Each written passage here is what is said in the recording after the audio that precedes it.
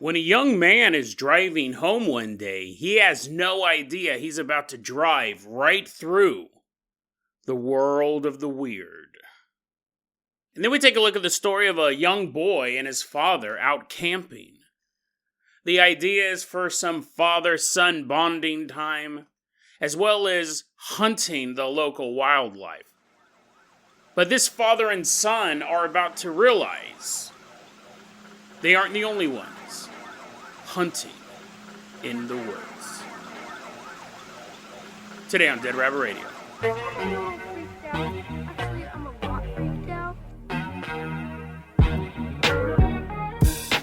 Hey everyone, welcome back to another episode of Dead Rabbit Radio. I'm your host, Jason Carpenter. I'm having a great day. Hope you guys are having a great day too. I hope you guys have some fun plans for the weekend. I think I'm going to go see that new Ghostbusters movie, Ghostbusters Frozen Empire. I didn't watch the last one, though, so I gotta do homework, right? I gotta watch that Ghostbusters.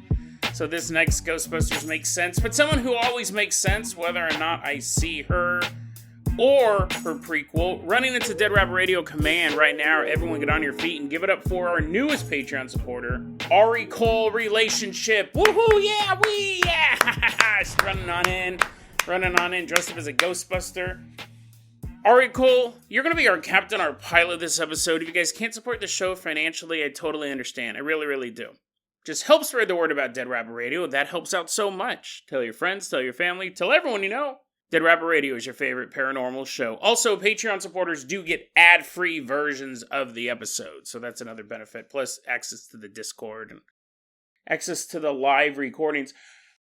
Alright, Cole, I actually don't know if we're doing any ghost stories this episode, so the Ghostbusters outfit might be a little too much, but it is always good to be prepared. Who knows what rambling rants I may go on this Friday's episode. Alright, Cole, let's start off. I'm going to toss you the keys to the Jason Jalopy. We're going to leave behind Dead Rabbit Radio Command, drive us all the way out to Montana. We're about to meet a young man. We don't have his real name. We're going to call him Tony. And one day he is driving as well. He's driving a car down this dirt road. Now, this dirt road he's super familiar with. He's driven through this area a lot. It's right by his house. Super familiar with this patch of road. He's traveled it so many times that you know it like the back of your hand. Like, literally, that's why we have phrases like that. You could draw a map of it. When he's driving down this road, he's driven down so many times before, and he gets to this point where there's a sharp right-hand curve. But right at the curve of the road, like as he's turning the sharp right, like right there, there's a broke-down truck right in the road. Like right on the side of the road. And he sees a man laying down on the ground. And Tony's like, oh my God, like, car accident. Something happened. And he's driving, but again, the momentum of making his right-hand turn, all this stuff is happening really quickly. He sees this truck. He sees a man laying on the side of the road, and to Tony's best guess from what he can see, the man's injured. And then off to the side of this road, there's this really tall, thick grass.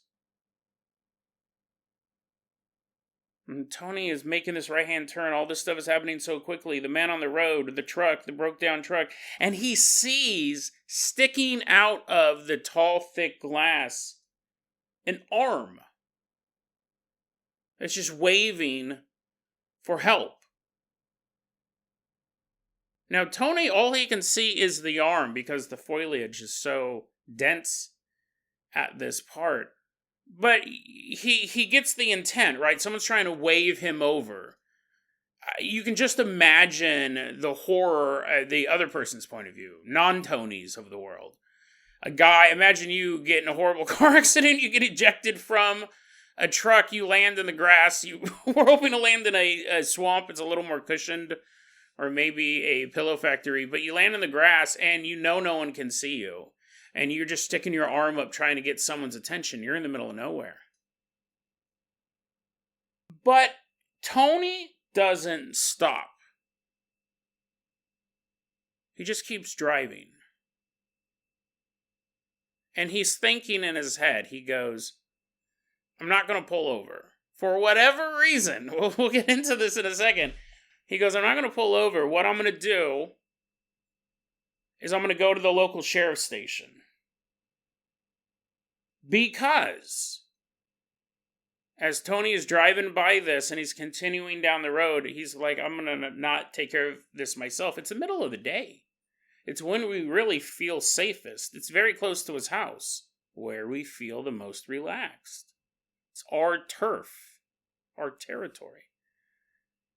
He didn't go into a lot of details as to what the thought process was. He goes, but I'm watching all of this stuff. He goes, part of me thought, that's not a car accident. That's not a car accident. And he just kept driving. But he didn't go to the sheriff's station. He ended up going, I'm just not going to report it. I'm not going to tell anyone about he did get a funny feeling about it, but if he's wrong, it's at least one injured person that he could see and another person who may have horrible injuries waving from the grass. He doesn't go to the cops. In fact, he says when he has to drive home later that night, he is going to take a different route home. He's not going to go down that dirt road anymore. He's not going to go down that dirt road again. But all night long, it was eating at Tony. He's like, dude, I have a feeling that there's something up with that. And again, he didn't go into details as to why he felt that. But he goes, something's not right. But if I'm wrong, I don't know if I could live with myself. Like, if I made the wrong judgment call and 2 people died, or even just one person died, the other person did land in the swamp, a little swampy region of the grass. He goes, I can't deal with that. So he decides the next day he's going to go see what's up. Go see these bodies, basically. Hopefully they're not bodies. He goes, the next day, tomorrow, I'm going to drive back out there and see what's up. So sure enough, the next day, he gets onto that dirt road, and he's driving down the dirt road.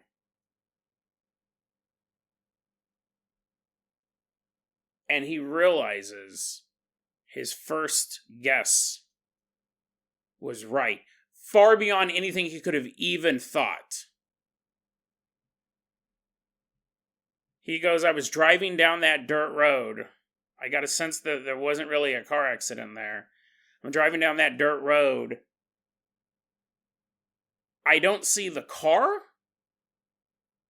I don't see the truck on the side of the road. I don't see either person. The person's not waving anymore. There's not a body on the ground. There's no more waving. But that's not all. He goes, I drove down that dirt road, and as I'm coming down that road, I realized there is no part of this road that has tall, thick grass. But it's even weirder than that. Because Tony said, I drove down this dirt road that I've driven down 100 times before. There was no sharp right turn. Just driving down that dirt road, driving down that dirt road, driving down that dirt road. There was no sharp right-hand turn. And at this point, he's starting to realize, like, as he's driving down the road, you imagine he's sweating profusely at this point. He goes, if what happened was real, I mean, again, think about how this would just blow your mind. You would initially think, at the worst, right, if he had a funny feeling about it, you'd think maybe it was like brigands. Maybe it was like some carjackers or something like that, trying to set a trap. But that's one thing, right? That's terrifying enough. But then imagine that it didn't exist at all. There was no sharp right-hand turn. He says the way that the road is laid out, he goes, I would have seen that truck hundreds of yards before I even got to a supposed right-hand turn. Because it's all just flat. He goes, I was driving, and when I saw the turn and I made the turn, that's when everything was there all of a sudden. And he said that the way that truck was placed, he goes, I would have had a really hard time moving around it. But somehow, none of that was a factor. He couldn't see the truck coming up. And again, I want to reiterate, there is no sharp right-hand turn, but none of the physics of the story worked. If the car was this truck, in the position it was in, it would have almost completely blocked the road. He wouldn't have been able to just swerve around it. And he said, he goes, listen, I've driven that road many times before. I've actually driven down that road many times since. I've never seen that curve again. That was posted online by someone going by the name Kills on Top. It's really interesting. I could discuss a bunch of different weird things about it. One, and I'll try to keep it brief, but one is, again, the physics of the paranormal is so weird. Like, whatever this was, he knew in the real world a truck angled like that would have completely blocked the road. But when he made this right-hand turn, wherever he went, whatever possible experience happened, he was able to easily move around the truck, which makes you think that it might have all just been an illusion. None of it may have actually been there in the first place. Well, that's kind of what's implied, but the question is, when he made this turn, was the turn into an alternate reality? Was the turn into a hologram? We don't know. But that place doesn't exist where he went. And he moved past it, and he followed his guts and didn't respond to the issue, didn't respond to the situation. What's so terrifying about this to me is the idea of this trap was set for good Samaritans. This trap was not set for selfish people. This trap was not set for egotistical people. This trap was set for people of a kind heart and a helpful nature. The best of us. That's what makes this story so terrifying. And we see this type of thing in real life. A lot of serial killers, Ted Bundy very famously did this, they prey on good-hearted people. One of his big gimmicks was he had a fake cast on, and he was having trouble putting his bicycle on top of his car, and a young woman would walk up and go, do you need help with that? And he's like, yeah, sure. That was who he was going to kill that day. Everyone who walked by and didn't pay him any mind, they were not victims. To be a victim of a killer, a lot of times, I'm not trying to victim blame or anything, but a lot of times it does require the victim to be trusting. To go back to their place. To take the car ride. You have that feature of it. So that's creepy, right? Because it just preys on our best nature. Imagine that. Imagine driving down the road and seeing someone injured. Like, some of us, forget the paranormal side of it, some of us just keep driving. I'm not saying I'm a good person at all. I'm not definitely wearing that mantle. I have gotten out of my car during car accidents. I've done it quite a lot over the years, and I was repaid by that by watching two people die, and I couldn't, two separate times, watch two people die, and there's nothing I could do to stop it. I talked about one of those on the podcast. I don't even know if that episode ever gets, replayed, because I don't remember what notes I put in there, but I watched a woman die while she was the passenger, while the driver was screaming, I can't feel my legs, or I can't feel my body. She was paralyzed, and she's screaming. And then a bunch of other people showed up, and they're like, oh my God, she's a mother, she has kids at home. And I'm watching this woman die. And they're like, she can't die, she can't die. She has kids at home. That's not fun. That wasn't a fun memory. There was nothing I could do to stop it. And the second time that happened, I jumped out of my car. I watched a woman, she had gotten hit by a car, and I watched her inflate. I didn't know what was going on at the time. But what I realized afterwards was that she had such huge internal bleeding, she was inflating like a balloon. And that was the time when we were, it was late at night. She got hit by a car. She was crossing the street outside of the crosswalk. And we didn't know what to... There was like maybe 5 of us. All these cars were pulling over. There's about 5 of us. And I know none of us knew what to do. Like, she was dying in front of us. It's not CPR. It's nothing. She wasn't bleeding out. She was bleeding from within. I remember picking up her smashed cell phone, and I go, I can do this. I'm a tech guy. I can do this. I thought I can fix her cell phone, and I can let someone know what's going on. And I remember reassembling the phone, and I clicked the last recent calls button or whatever. It was like old. This was before smartphones. You couldn't do this nowadays. The screen would just be demolished, but it's like just one of those old phones. And I remember I hit the button and it showed the last 10 calls. And I remember that's when the thought popped in my head. These are the last 10 people who will ever speak to her, ever. And I looked at it for a second and I had that horrible realization. And then I went to call the last person she talked to. And the phone died. And I imagine, people have told me this before too, they go, and I think this is a fair assumption, they go, Jason, you weren't supposed to make that phone call.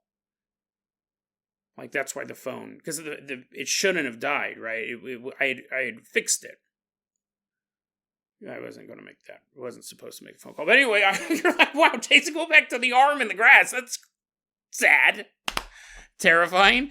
So, but I can't say that. I mean, like, here's the thing. I know, when I read this story, I would never proclaim myself to be a good person.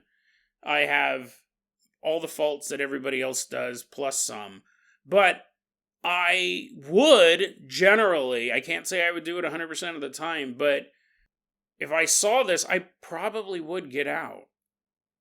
I probably would stop the car and at least yell, "Are you okay?" Yeah, it's just creepy. And then, the whole thing is like, what was it?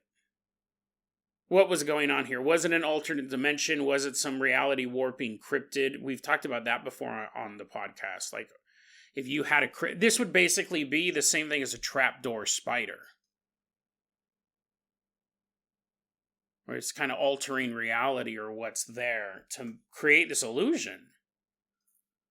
And if you have a good sense about it, you would realize, no, I'm not going to go there. I'm sure every so often there's a lizard going like, I don't know, that dirt. I don't like the look of that dirt. It feels different than the dirt this way. I'm going to go this way. And they don't get eaten by the trapdoor spider. But the other spider who doesn't really follow their instincts, their lunch. Creepy story. One, because we don't know what it is. I love paranormal stories like that. We have zero clue of what this is. Interdimensional, cryptid, alien, possibly. We've covered stories about aliens pretending to be police vehicles, emergency vehicles to get people to slow down, and then they're abducted. We've covered stories where an alien impersonated a gas station to get people to pull it. The alien didn't become the pump and become like the snack counter, but the idea that the UFO and the alien created this illusion to get people to pull over. So, creepy story. And again, extra creepy because it really tries to get the people who want to help. Maybe those people, maybe the least selfish amongst us, are the tastiest treats. But I don't put my, you're like, Jason, you're calling yourself a tasty treat? You said you know people. I don't consider myself a tasty treat. I don't consider myself not selfish either. But, I'll still pull over and help. If I see, you're like, Jason, that's the least we expect of you. If you see an unconscious man at the side of the road, to help him out. Be careful, though. Be careful. Oracle relationship. Let's go ahead and toss you the keys to the world-famous Carpenter copter. We're leaving behind Montana. Why don't you fly us all the way out to California? We're headed all the way out to California. The year is 2008. And we're specifically headed to Northern California, right on the border of California and Nevada. We're about to meet this young boy. Let's call him Timothy. He's 13 years old. Timothy is sitting in an RV, and his dad is driving it. They're headed up to this camping spot up in Northern California. It's going to be awesome. It's going to be great, because not only is it going to be some father-son bonding time, they're going to do some camping, setting a campfire, roasting marshmallows, all that stuff. They're also going hunting. It's good father-son bonding, or father-child to do with your daughter. I don't care. But you walk around with a shotgun, and you just annihilate things. Squirrel running through the tree? Not anymore, dude. Deer standing majestically. Sunset perfectly silhouetting the antlers. Nope. Oh, that deer falls down. Elk walking by. Okay. Timothy and his father are headed up to the border, up into the mountains to go camping. It's going to be a lot of fun. Who doesn't like going camping? I hate camping, actually, but the reason why I hate camping is because it's really cold and very spooky. However, Timothy and his dad have solved at least two of those problems. One, they're driving an RV, so they're not going to be, like, in a tent. So when you wake up and it's like 23 degrees and your teeth are frozen shut. Also, you lose a little bit of the spook factor as well, because not only are they in an RV, but they're also hunting, so they have guns. So these dudes, they're set. They're loaded for bear, literally. Now, Timothy also, they're going to like spend some time in the woods. They're going to do some four-wheeling. So they probably brought their quads up. Dude, how much stuff do these guys carry? They have an RV and quads? Anyways, they're driving their quads.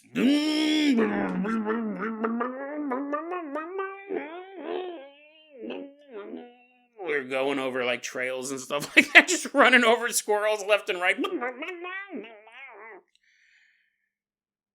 I've never gone four-wheeling. Anyways, they're four-wheeling. I'm super jealous of these guys, and you have no idea what's about to happen. They're on their quads. They're kicking up dust all over the hills, driving down these roads. And when all of a sudden,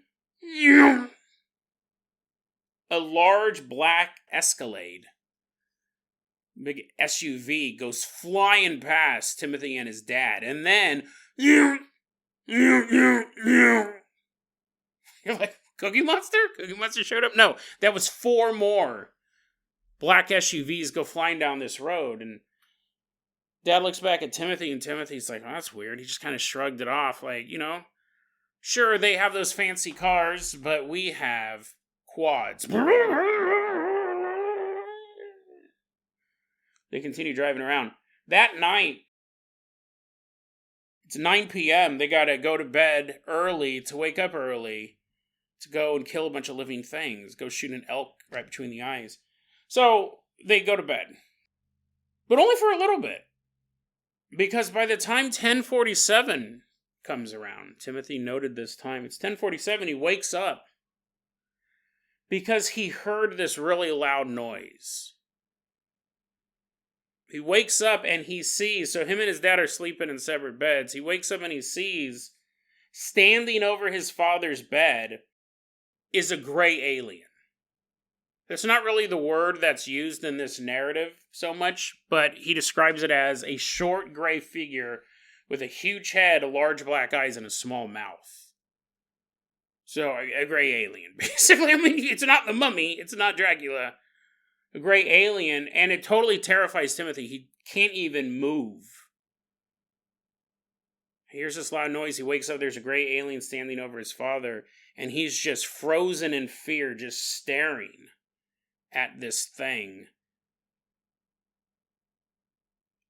And time is passing, right? He doesn't know what to do. He doesn't know what to think. He is laying there staring at this thing for about a minute or two. He looks over at the clock.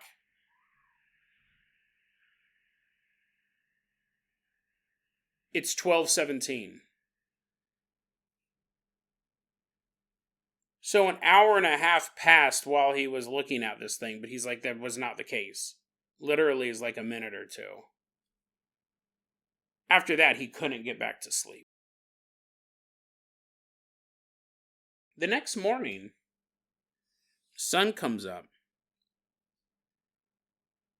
And Timothy, I don't think his dad's awake yet. because it didn't appear that he was in this story. But Timothy wakes up first, and because of the event, he didn't go back to sleep, right? The sun comes up, and he wants to know what was out there, or what was in there. He wanted to know what was in the RV. So he grabbed one of the shotguns, and he walks outside of the RV. And in the tiniest amount of morning light that is shining through the forest, he sees hundreds of little footprints around the RV. Not like there were 100 of these things, but it looked like something kept circling the RV. And then he sees a path of these footprints starting to lead into the woods. He begins to follow them. He's kind of moving through the forest as quietly as he can when he all of a sudden sees a shed. There's a shed off of the campground, and it is surrounded by the 5 black Escalades. Timothy's watching from the bushes, and he begins to hear these horrific sounds. Just absolutely terrifying to him. He described it as the sound, it sounded like metal scraping, but at the same time, it sounded completely alien. It sounded completely non-terrestrial, which is a weird juxtaposition. We all know what the sound of metal scraping together. We've all seen a Transformers movie. But even knowing that this is what it sounded like, metal scraping, there was still something so inhuman about the sound. He turned and he ran back to the RV. Even though he was not simply safe because he was hiding, right? He wasn't right up next to the shed. He was still in the bushes looking at this thing. Even though he knew that there were you would presume humans were in the SUVs. You presume it was the government. Still, the sounds coming from the shed struck him with such terror that he turned and he ran all the way back to the RV. Timothy said, "I was only there for just a couple minutes." And then there was a knock at the door. At this point, Dad is up. And they open the door, and standing outside the door is a worker from the campground. One of the guys who helped to maintain the area. He goes, "Hey guys, I hate to break it to you, but you gotta leave. There's been an incident. Something's happened here, the hunting grounds, and you gotta leave. You gots to go." And so they did. Dad's like, "Oh, okay. Sorry to hear that, Probably thinking someone must have gotten shot, an accident, someone's lost and they need to canvass all that. Okay, Fires up the RV. Decides to head back home. Timothy said, just like in that first story, he goes, "I have never had any sort of paranormal event. I had never had anything like this before or since. It was a one-time thing. Totally chilled him to the core." But he also says, "I wonder if I was abducted." Because of that 2 hours or an hour and a half of lost time, Timothy wonders if when he was 13 years old, he was abducted by aliens. There's kind of an interesting setup to this story. So this story was sent to me. I'm changing some of or all of the names, really. I got an email from a listener. We'll call her Sabrina. Her friend, who we'll call Michelle, had recently moved to a new area. And she started dating and she started meeting all of these guys, going out on all these different dates. And then one night she met Timothy, which is a fake name. I have all the real names, but I just, I asked, "Do you want me to use fake names?" And Sabrina said, "Yeah." When Michelle started dating Timothy, really not even dating, their first date or second date, they're at a bar, and he goes, "Dude, you won't believe what happened to me." And he told the story about when he was 13 years old, and he's all, "And then it was terrifying, and I ran through the bushes." That was the setup for this story. It's interesting. I talk about the boo pill, right? I have often used. Girls and women have a lot of interest in the paranormal, so a lot of times I'll be like, I'm a ghost hunter. I'm a paranormal researcher. Girls love that stuff. It's the weirdest thing in the world, but it works. It totally works. I call it the boo pill. I use it to pick up women. Like, Jason, is that what this whole podcast is about? You're like, you know what's funny is I've learned over the years, I do not tell women I do a paranormal podcast, because that is just like, no. But if I say that I'm a paranormal researcher, then like, oh, you believe in ghosts? I was like, yeah, man, totally believe in ghosts. I sound more sincere than that because I do believe in ghosts, but you know what I mean. Like, that does work. I would advise people from just using it willy-nilly. I'd also advise people that women love ghosts. Don't know if they're huge fans of alien abduction. They're like, well, I'm looking for an alpha male, not some beta who got abducted by an alien. Oh, man, I was only 13 years old. And the reason why I say all that is that it almost makes the story seem more true. Now, I did go out on a blind date once and tell the woman I was turning into a vampire. I was trying to get the stupid date to end. I was like, maybe if because I didn't want to be rude, but I didn't want to continue the date. I told her that I thought I was turning into a vampire because sometimes I could feel my organs shifting, which was true. I never figured out what that was, but sometimes I'd feel stuff in my body move around. Not like gas pain. Like, it felt like my liver and my stomach and other body organs are actually shifting. Not actually a vampire. But I remember when I had those sensations, I go, dude, what if I'm morphing into a vampire? I didn't. I can still go out in the sun. I can still eat garlic. I remember I was blind date. I was like, dude. And I told her that I was talking to a cookie in my fridge named Grigo. Which, to be fair, I did have a cookie in my fridge called Grigo. I bought it at Starbucks. It was an alien cookie, and I had it for maybe 4 years in my kitchen. And I remember it was in my fridge. And I remember thinking, dude, that'd be nuts if, like, I've kept him in my fridge for so long he becomes alive. That's what I think about. Oh, cookies can live. Those Keebler elves. All that propaganda messed with my brain. I did think, that'd be crazy if this cookie could start talking to me.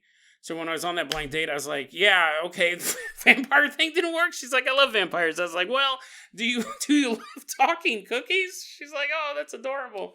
It's like, oh my God, please let this end. Yeah, it's a little audacious to come out and on date 1 or 2 talk about the whole alien abduction, possibly. At the very least, right, hearing government agents torture an alien or whatever was going on in that shed.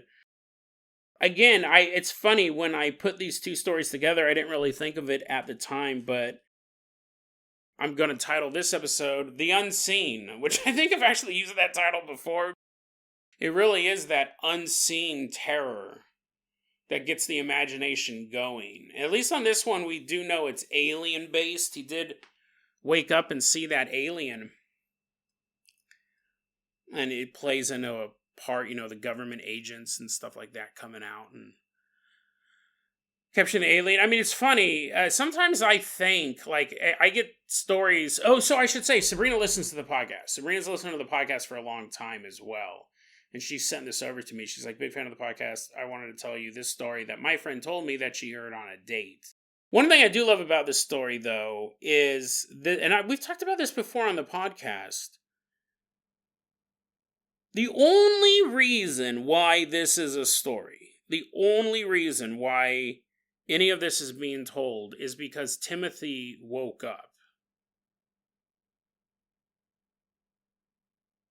Let's do the whole story. He doesn't wake up. They're out on their quads. 5 black SUVs roar past them. They didn't even pay it any mind. They go to bed early that night. They wake up the next morning. They're awake for maybe like 10, 20 minutes. There's a knock at the door and a guy goes, you gotta leave. There's an incident. There's been an incident here on the hunting grounds. You gotta leave. Okay. Now, I'm not saying that none of the stuff happened. It did happen, but it's only because Timothy woke up in the middle of the night that he saw the gray alien, that he was curious to find out what it was, so he walked outside the RV, saw the footprints, followed the footprints, got to the shed, heard the screaming. If he didn't wake up, all that stuff still happens. The alien's in the RV. The alien's walking around the RV multiple times. The alien gets into the RV. Everyone's asleep.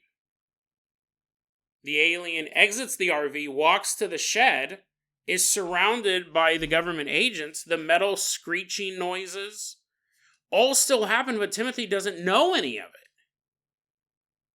Timothy and his father are driving the RV back home. The only reason this is a story is because Timothy woke up. The only reason why he even possibly thinks he was abducted was because he woke up.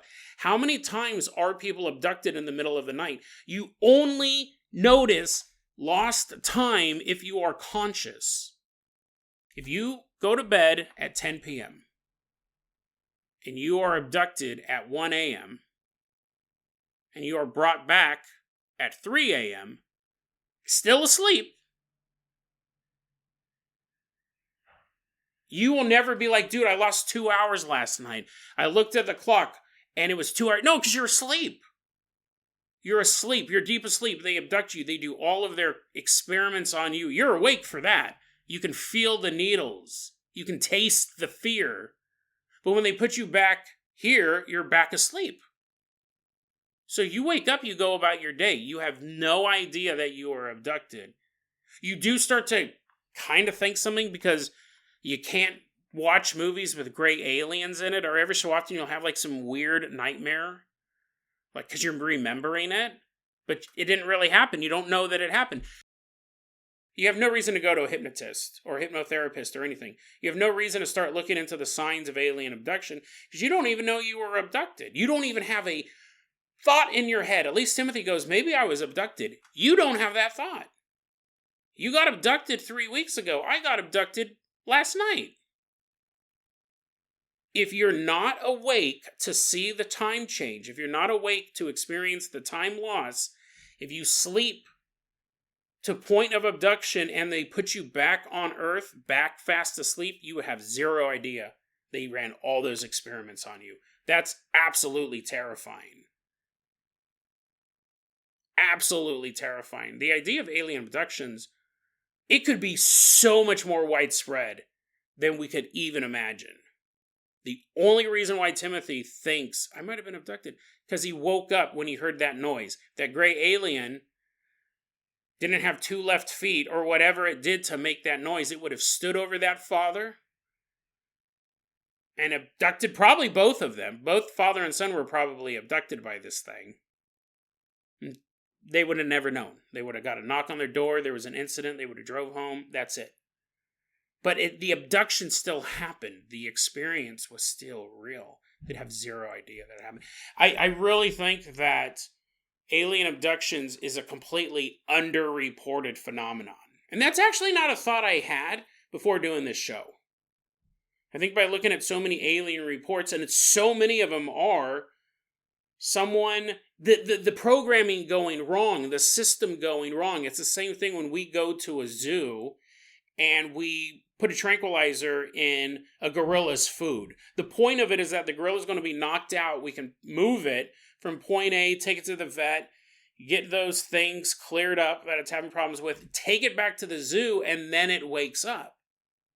And we never hear about it when everything goes according to plan. The gorilla falls asleep in his enclosure, he's dead asleep, taken to the vet, and then brought back. And as far as he knows, he hasn't gone anywhere. But when that process goes wrong, and it wakes up in the vet's office, it makes news. It makes the news, because the process went wrong. And the gorilla's just going nuts. He was in the enclosure, he wakes up in a veterinarian's office. Even when they sedate him again and take him back to the enclosure, he's going to remember that. He's going to remember that time, and so the next time they try doing it and they're trying to make him groggy again, he'll probably fight it, because he goes, the last time this happened, I woke up in a strange place. I had needles in me. They're sticking stuff into my tummy. When the process works, the animal has no idea anything's happened. When the process fails, it makes the news the same way that if someone reporting an alien abduction makes the news, this story made this podcast. Other alien abduction stories will be in the news, be in the newspaper, be on this website, be on this YouTube channel. But when the process goes according to plan, you never even know it happened. Zero idea. The implant's deep enough that you don't notice a bump. The procedures go so according to plan, you don't realize that they were having you drink these fluids to watch them move through your body. Or they were pressing needles into your eyes for whatever god-awful experiment they decided they were going to do on you. When the process works, you don't know. Timothy found out because something went wrong. He heard a noise. How many times have these aliens come into our homes and we slept through the entire event because everything went according to plan? You could really start digging for the answer yourself. You could go to a hypnotherapist and say, I want to have some hypnosis done. I want to see if I have any repressed memories about any particular events. You could do that. Honestly, you pay someone to do that for you. I don't recommend it, because you may find out stuff that is repressed for a reason. If it goes according to plan, you never even know what happened. And so the question is, how often do they mess up? And how often does it go according to plan? Because that can make the difference between a handful of alien abduction accounts every year to an epidemic of them. Have we gotten to the point where there are more people who have been abducted by aliens than there are people who have not?